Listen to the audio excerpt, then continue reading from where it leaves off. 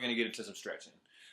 So the stretching is based on the other notions, the circulation of energy as well. Um, and your just like your blood circulates, just like your blood circulates, your your energy, the the energy.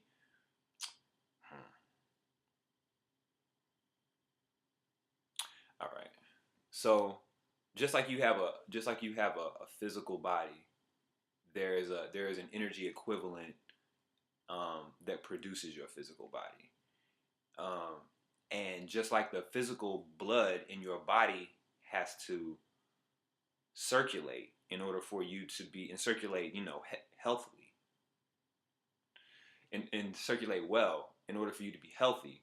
The energy in your energy body has to also circulate and be able to move around in order for you to be healthy. So that being said, um, the key about combining the stretching and the breathing is that the breathing is the pulling of the energy in, and the stretching is making sure that the channels are open.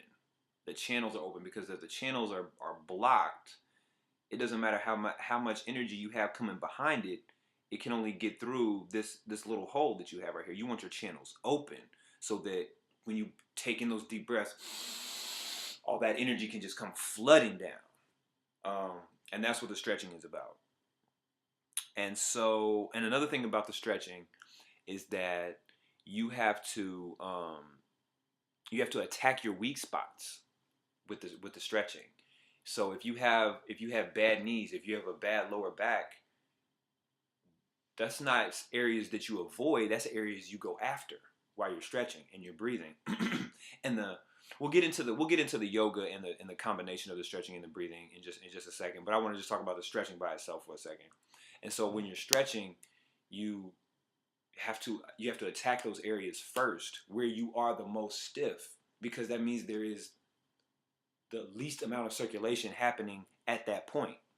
If you increase the blood circulation and you increase the energy circulation in the areas where you are the tightest, those areas will start to get better. Those areas will start to heal themselves. Those areas will you start to have less pain in those areas. You'll start to have less discomfort. You'll be able those areas will be um, more packed with energy. In other words, um, and that's what the stretching is for. Um, I know there's some more I want to say about that. I know there's some more I want to say about that. Okay, so while I'm thinking about that, I'm gonna show you a really good stretch if you do it, because once again we're gonna talk about the spinal cord, because of all the things that we stretch, the spinal cord is probably the most neglected, but it's yet the most important thing because it is the physical representation of okay, so it is the central nervous system, which is how the mind communicates with the body and how the body communicates with the mind. Um, but it is also just a very important area energetically anyway, because as you get into the chakras which deal with your energy body, like we talked about earlier, the energy body that gives way to the physical body, um, most of the chakras are lined up with the spine, and the kundalini energy is contained canals that run on each side of the spine. Um, so all of these are reasons on a physical and spiritual level that the spine is one of the most important things. Not even one of, like, probably the most important thing that you need to make sure is stretched out on all levels: physical and spiritual, emotional, mental, all of that. So with that said, I'm gonna demonstrate this real quick. So I'm gonna back this up. All right. So what you want to make sure you do is the lower back. You want to make sure what we're targeting here is the lower back especially, and the upper neck, which you'll see we'll get in a minute. But all you really want to do is you want to just bend over. Oh, and it'll start to feel so good. You start to bend over. Pause. And then what you want to do is you want to try to get the top of your head to actually be parallel with the ground, which means, so basically you want to try to point the top of your head towards straight to the ground. And that'll really help stretch out your back. And then so you want to do that for maybe 10 or 15 seconds. And then you want to put your hands on your lower back. You want to put your hands on your lower back to support yourself, and then bend backwards like that. And you, even though I haven't been doing it, you want to be breathing deep this whole time. You want to, because you're circulating the energy, and you want to make sure that you're breathing in deep so you can breathe in enough energy so you can funnel it into your body, and your body can do what it does. But right after you do this for a few seconds, and you come back forward and finish it off, and just do like this. And you can really you can try to pull your yourself like through your legs almost, and that'll really help stretch your spine out. And then almost immediately after that, what you want to do almost immediately after that is you want to do these things cross laterals, because you just worked out the bottom of your back, and these work out your hips and your spine, which is where you take your say your right or your left elbow and you go across the opposite knee, and then you could take the other elbow and you go across the opposite knee. And what that really helps to do is loosen up the hip area. So right after you do that stretch that we just did, then you just bust out a few of those cross laterals. Man, that feels good. That feels good. All right. So that if you do that stretch, as soon as you wake up in the morning, first thing you do is stretch out your spinal cord, take a few deep breaths. We're going to do the deep breaths here in a second. You do that for like 2 or 3 minutes in the morning. All you have to do is say you put on your favorite song and stretch for the duration of that song. What's that, 3 or 4 minutes?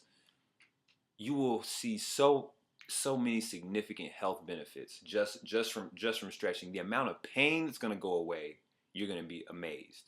The amount of energy you have is going to skyrocket. You know what I'm saying? Especially if you combine it with the diet stuff like we were talking about. It's just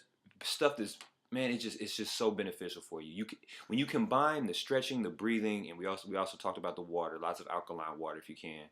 But when you combine the stretching, the breathing, the water, and the diet, you become the version of yourself that you should be, because you don't have to deal with the foolishness anymore. You don't have to deal with pain in certain areas. You don't have to deal with discomfort or being limited. That's what we're really talking about. The body is limited by pain or dysfunction or lack of flexibility, and what this does is it removes the limits.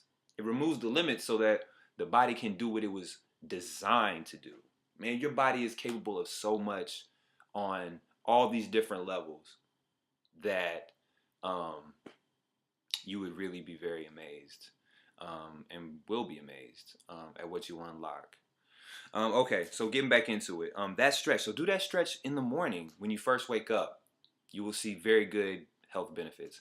Do it about an hour before you go to bed. I used to tell people, do it right when you're about to go to bed, but even for myself, that doesn't even work, because you're just tired when you're about to go to bed. You're already tired, and once you're already tired, it's already time your mind is off that. So you got to do it like an hour before you go to bed, and then that way you have the energy to still get a good stretch in.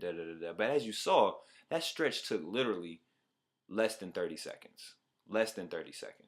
So you can find the time for that, because you take 30 seconds and you waste 30 seconds thinking about foolishness all the time. I do the same thing all the time. So we can find 30 seconds to stretch and breathe and bring immense health benefits to us. Okay, we can do that. All right, so let's talk about the breathing. Because we're still 25 minutes in and we haven't talked about the breathing yet. We haven't shown the breathing. Shallow versus deep breathing. All right, so we talked a little bit about it, but shallow breath just means you're basically just using your chest. You're not using all this. You're not using all parts of your torso to breathe, which is not how you're supposed to breathe. Shallow breath is not how you're supposed to breathe, but it's like how we breathe, like 99% of the time. So, the deep breath goes like this. First, you want to blow all the breath out of your body. You want to get your spinal cord straight if you can, and you want to breathe from the bottom of your abdomen. You want to breathe from the bottom of your abdomen down here. You want to pull it so it's like, and then your stomach will get, you pull it from your stomach up through your rib cage, up through your diaphragm, into your chest, into your neck, into your face, all in one motion. So it's like, and that is that is the difference between a deep breath and a shallow breath. So the long story short is, if I could, would, or even had the ability to sum this video up in like less than a minute, what I would say is, the do way more deep breaths. Do as many deep breaths as you can throughout the day. There's no way you're gonna do every single breath throughout the day is gonna be a deep breath. Sometimes you just go on autopilot. Sometimes your breathing just goes on autopilot and you're doing something. But every time you can remember, just say to yourself, okay, I'm going to take this 15 seconds and I'm going to take 3 deep, proper breaths.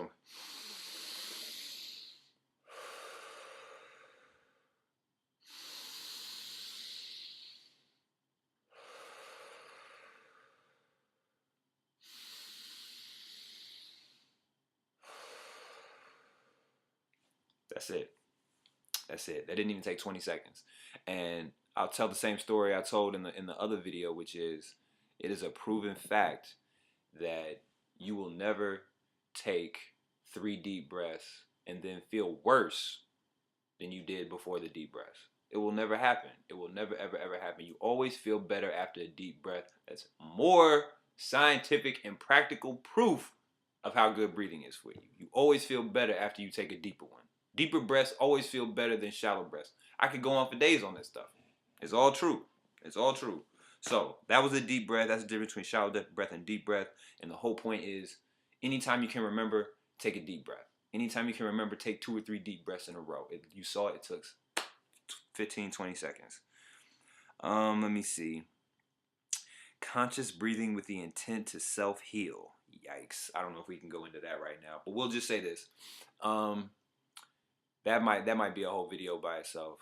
But the summary of that is, when you are doing deep breathing and you are in a meditative state, or you're even doing your yoga, you can look up qigong or qigong. You can look up Reiki. I'll probably put the links with the video. But these are all methods of, those are the Eastern methods. When I say Eastern, I mean Asian methods of controlling the energy force of the body in such a way that, in whatever way you want to, you're the Lord and Master of all that. So whatever you want to do with that energy, you can do with it. And one of the things you can do with it is heal. One of the things you can do with it, you can just energize it. You can de-energize it. You can work on the energy aspect of it, which goes into dealing with not the physical aspect of it, but the energetic counterpart. Because everything in the physical realm has a correspondence in the spiritual realm. And I guess you could say the energy body kind of exists in the spiritual realm. Not really. Part of it does.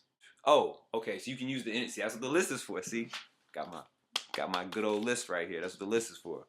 We organized this time, baby. Still at 30 minutes though, but we good. We good. We dropping some information. The point of that is that you can consciously direct your breathing to certain parts of your body, and with a certain intent to heal yourself, and you will do that. You will do just that. You will accelerate, I should say. You will accelerate the healing process, because healing is just that. It is just a process. You cut your finger.